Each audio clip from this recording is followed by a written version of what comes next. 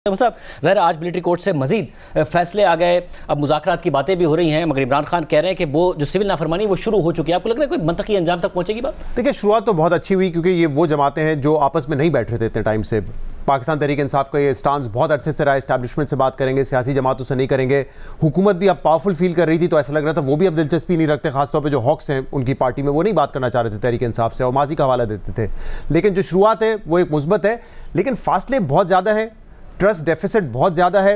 और ख़ास तौर पे इस वक्त तक तो तहरीक इंसाफ की जो लीडर्स हैं वो ये कह रहे हैं कि मिलिट्री कोर्ट के ट्रायल्स हों या और फैसले हों, इवन 190 मिलियन पाउंड का फैसला हो, वो अगर इमरान खान के खिलाफ आता है तो वो असरअंदाज नहीं होंगे डायलॉग पे। लेकिन मेरे ख्याल से ऐसा होगा नहीं। जो इमरान खान साहब की नेचर है, अगर उनको लगेगा कि दूसरी तरफ से दबाव कम नहीं हो रहा, प्रेशर कम नहीं हो रहा, तो वो भी मुज़ाकरात के साथ साथ दबाव बढ़ाएंगे। जैसे आपने कहा कि वो कह रहे हैं कि जो रेमिटेंसेज ना भेजने का सिलसिला है, जो तहरीक है हमारी सिविल डिसोबीडियंस की, वो जारी रहेगी।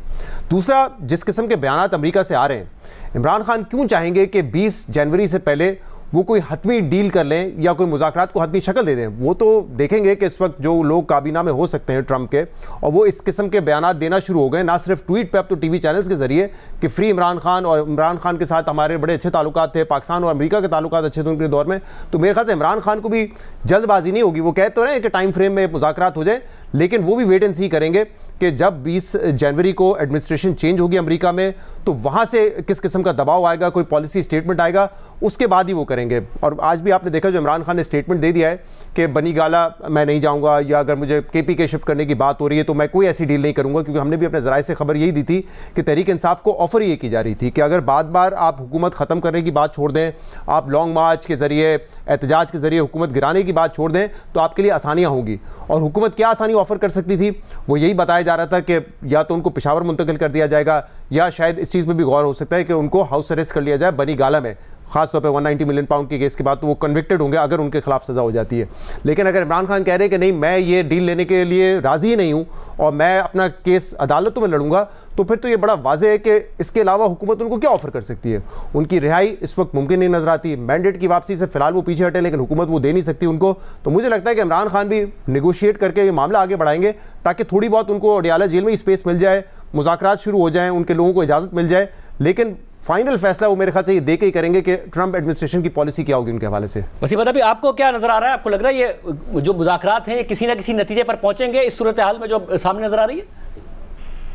शहजाद की बात से बायनात इत्तेफाक करते हुए इस एक फर्क के साथ, ये मेरा ख्याल है कि ये जो अमेरिका से जो तहर्रुक पैदा हुआ है ट्वीट्स की सूरत में, नोइंग खान साहब, मुझे लगता है he will make every possible effort कि ये तासुर बिल्कुल भी ना जाए कि अगर कुछ मामला बेहतर भी हो रहा है तो वो उसमें अमेरिका का कोई भी लेना देना है, बल्कि ये तासुर जाए कि जनाब ये सारा का सारा उनकी अपनी एफर्ट, जद्दोजहद और कारकुनान की कुर्बानियों की वजह से हो रहा है। मुझे लगता है, रिस्पॉन्डिंग टू योर क्वेश्चन, कि अभी अगर से ऑप्टिक्स के एतबार से चीजें बहुत तब्दील हो गई हैं। आज से 22 दिन पहले यही लोग से वो कहते थे कि भाई इनसे बात क्यों करें, इनकी औकात क्या है, इनकी वक़्त क्या है, तो कठपुतलियां हैं। आज वो सब साथ बैठे हैं। ये बस ये तब्दीली है, लेकिन मुझे लगता है अब तक के लिए यही तब्दीली है। अभी इस मामले को किसी भी नतीजा खेज मोड़ तक पहुंचने के लिए बहुत सफर भी तय करना है, और इसमें बहुत एक्सपेक्टेड रुकावटें भी हैं। मुझे हैरत नहीं होगी कि कभी अचानक खान साहब जो है वो उनको लगे कि पेस स्लो है, उनको लगे उनको डिच किया जा रहा है, वो 4 ऐसे बयान दाग दें, 3 ऐसी ट्वीट्स आ जाएं, ये सारे का सारा प्रोसेस फिर जो है वो कई हफ्तों या महीनों पीछे चला जाए। तो मुझे लगता है अभी इसको नतीजा खेज साबित होने में भी बहुत तवील सफर है, बहुत सारे इफ्स एंड बट्स हैं अभी। मगर आप बदामी इस बात को कैसे देखते हैं कि ज़ाहिर हुकूमत ने तो कहा कि अगर करेंगे जो भी बात तो मिलिट्री एस्टैब्लिशमेंट को कॉन्फ्रेंस में लेके करेंगे, ISPR की तरफ से पहले ही आया था कि बात करनी है तो सियासी कुव्वतें करें, मगर जैसी बात शुरू होती है, मिलिट्री ट्रायल के फैसले सामने आना शुरू हो गए, तो उस तरफ इत्मीनान है डायलॉग के ऊपर, कॉन्फिडेंस है डायलॉग के ऊपर, या वो मुतमईन नहीं है कि ये पार्टियां बैठें? मुझे ऐसा लगता है कि ये तो मुमकिन नहीं है कि अगर वहां से बिल्कुल ही मुखालफत होती कि नहीं भाई ये इस गद्दार के साथ आप क्यों बैठे हैं जी, तो फिर ये नशिस्ती ना होती, ये महफिल ही ना सजती। लेकिन मुझे ये भी यकीन है कि उन्हें इस बात का यकीन है कि हमारी रजामंदी के बगैर कोई, बल्कि इजाजत के बगैर यहाँ से कोई ऐसी चीज की अप्रूवल नहीं दी जाएगी।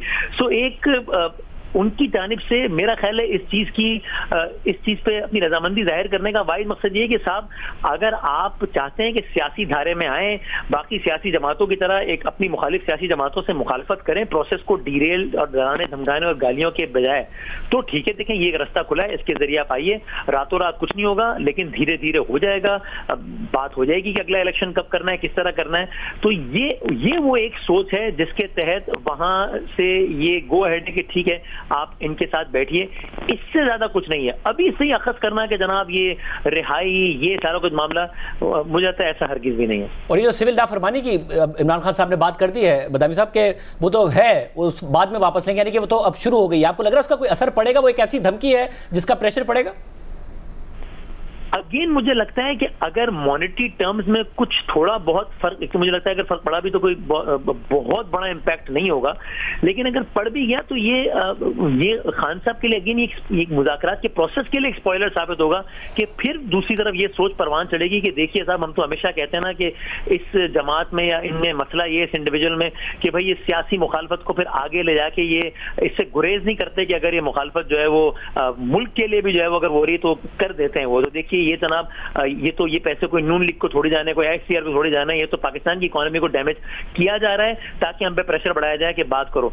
सो अगेन आई थिंक अगर इस पर मजीद इसरार रहा और अगर इस पे मॉनेटरी टर्म में ज्यादा फर्क पड़ा भी तो ये मुज़ाकरात के प्रोसेस के लिए एक नेक शगुन साबित नहीं होगा, बल्कि फिर और जो है वो एक काइंड ऑफ स्पॉइलर साबित होगा। बहुत शुक्रिया वसीम। शहजाद आप बताइएगा, ये खान साहब भी ज़ाहिर है एक तरफ सिविल नाफरमानी की कह रहे हैं कि वो चल रहा है, उसको मैं वापस नहीं लूंगा, दूसरी तरफ से मिलिट्री कोर्ट के फैसले भी आ रहे हैं, तो दोनों तरफ से कोई ऐसे मामलात हैं कि जो मुज़ाकरात के लिए मददगार साबित हो रहे हैं? देखिए, एक बात जो भी आपने वसीम साहब से पूछी भी कि हुकूमत क्या ये जो मुज़ाकरात कर रही है इसमें अगर मंशा शामिल है इस्टेब्लिशमेंट की और वहाँ से पनिशमेंट्स भी आ रही है, इसकी बड़ी एक वाज़ेह वजह यह है कि इस्टेब्लिशमेंट की जो पोजीशन और ये ऑन रिकॉर्ड रही है उनकी कि 9 मई का क्लोजर उनको चाहिए।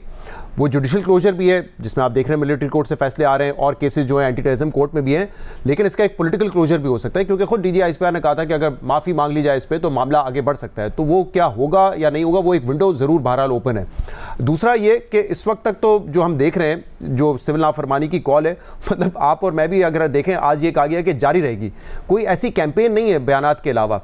और अगर हम नंबर्स में भी देख लें, $35 बिलियन इस साल हम एक्सपेक्ट कर रहे हैं रेमिटेंसेज। लेट्स सपोज अगर 10% का इंपैक्ट आना होता तो बहुत बड़ा इंपैक्ट होता। $3.5 बिलियन अगर आपके इनवर्ड्स जो पैसा आ रहा है वो कम हो जाए, उससे बड़ा एक शिफ्ट हो जाता है, करंट अकाउंट की सिचुएशन ही शिफ्ट हो जाती है।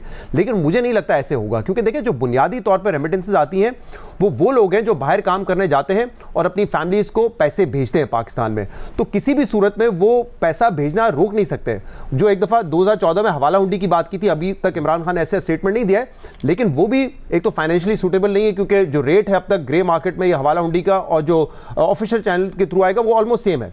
दूसरा, कोई अगर पैसा अपना वाइट भेज रहा है तो यहाँ पर कोई वो उसको हवाला हुंडी के जरिए रिसीव करके, चाहे $1000 हो चाहे $2000 हो, उससे कम हो, उसको ब्लैक में क्यों लेगा? तो वो तो चाहेगा कि ऑफिशियल पेमेंट ही हो उसकी। दूसरा, जो असरअंदाज अगर होना होता तो शायद कुछ जो तहरीक इंसाफ इमरान खान के चाहने वाले हैं वो अगर इरादा रखते हैं कि हम पाकिस्तान में इन्वेस्टमेंट करेंगे तो हम पाकिस्तान में नहीं करेंगे, हम दुबई कर लेंगे, हम फलां जगह कर लेंगे, मुझे लगता है उसके इम्कानात भी बहुत कम है क्योंकि जो भी पैसा इन्वेस्ट करना चाहता है वो पहले उसकी तरजीह यही होती है कि क्या मैं पैसे पे पैसा बना सकता हूँ। अगर उसको अच्छा रिटर्न मिल रहा होगा तो वो इन्वेस्ट करेगा। पैसा हमेशा वहीं जाता है जहाँ उसको अच्छा प्रॉफिट रिटर्न मिल रहा होता है। तो मुझे नहीं लगता कि ये सिविल नाफरमानी की तहरीक जिस तरीके से चल रही है, और इमरान खान के अलावा तो कोई इसकी ओनरशिप भी नहीं ले, लिटरली वो बात करते हैं, अलीमा खान बात करती है, पार्टी लीडरशिप नहीं ले रही उसकी ओनरशिप, तो मुझे नहीं लगता उसका बहुत बड़ा इंपैक्ट आएगा। बट मुज़ाकरात 9 मई के क्लोजर, और ये बात तो 100% तय है शाहजेब कि इस हुकूमत के पास जितने इख्तियारात हैं ये हो नहीं सकता कि वो अपनी मर्जी से बैठ के कोई चीज़ तय कर लें। ये अगर बैठे भी हैं तो उनकी मंशा शामिल है इसमें। आपने देखा है सागदार साहब ने ये फ्लोर ऑफ द हाउस का, ख्वाजा आसिफ ने हमारे प्रोग्राम में कहा, राना सनाउल्लाह ये कह चुके हैं कि अगर हम बातचीत करेंगे PTI से तो इस्टेब्लिशमेंट को ऑन बोर्ड लेके करेंगे। और इस वक्त जो सूरत हाल है उसमें ज़ाहिर है इस्टेब्लिशमेंट या हुकूमत के लिए एक इंसेंटिव है बात करने का कि जी आप इसको अदम इस्तेहकाम का शिकार नहीं करेंगे अगर आपको कोई रिलीफ मिलता है। आपको लगता है ऐसी कोई सूरत हाल बन सकती है जिसमें इमरान खान साहब को और PTI को रिलीफ मिल जाए जो वो रिलीफ मांग रहे हैं, और दूसरी तरफ से उनकी तरफ से गारंटी मिल जाए कि जी ठीक है अब हम डिस्टेबलाइज नहीं करेंगे, अब 1.5 साल 2 साल 2.5 साल जितने भी हुकूमत चलती है वो चल जाए, इस किस्म का कोई अंडरस्टैंडिंग? बेसिक डिमांड तो जो सुनने में आती है वो यही 2027 तक ये सेटअप चलने दें क्योंकि 2-3 साल मईशत को चाहिए अब स्टेबल होने के लिए। उसके बाद जो बात होगी वो अर्ली इलेक्शंस पे हो सकती है, मुमकिन तौर पे 2027 के आखिर में या 2028 के आगाज़ में। इस तरह के प्रपोजल्स जो हैं वो ज़ेर बहस आए हैं। क्या इमरान खान इतना लंबा अरसा रुकने के लिए तैयार होंगे? मुझे लगता है नहीं। वो समझते हैं मैंडेट उनका है और वो उनको मिलना चाहिए फौरी तौर पे, तो मुझे नहीं लगता उसके लिए वो फ़िलहाल कोई हामी भर लेंगे कि वो तैयार हो जाएँ। दूसरी बात ये कि ये जब तक 9 मई के हवाले से जुडिशल कमीशन बन जाए, ये 2 ऐसे मुतालबात लगते हैं जो कि डुएबल हैं। लेकिन वहाँ पे भी अगर ये शर्त लग दी जाए PTI की तरफ से कि जुडिशल कमीशन बनेगा और टॉप 3 सुप्रीम कोर्ट के जजेस का बनेगा, वो होता नज़र नहीं आ रहा। और क्यों नज़र नहीं आ रहा? क्योंकि अगर जो सारी एक्सरसाइज हुई 26वीं तरमीम में जिसके ज़रिए मंसूर अली शाह साहब जिनकी बारी थी चीफ जस्टिस बनने की, उनको नहीं बनने दिया गया। फिर आपने देखा कि जब जस्टिस याह्या अफरीदी साहब चीफ जस्टिस बने और उन्होंने कमेटी में दोबारा शामिल किया जस्टिस जो मुनीब अख्तर साहब को, जो तीसरे जज थे, उनको भी जो है एक तरमीम करके फिर कह दिया गया कि नहीं, जो आईनी बेंच के सरबराह होंगे वो तीसरे जज होंगे उस कमेटी में। तो मेरे ख्याल से इस कंडीशन पे तो वो नहीं मानेंगे कि हाँ एक जुडिशल कमीशन हो 26 नवंबर पे और 9 मई पे और उसमें 3 टॉप जजेस होंगे भी तो आईनी जजेस होंगे, और मेरे ख्याल से वहाँ से इंसाफ की तवक्को अगर तहरीक इंसाफ कर रही है तो वो मुश्किल ही है।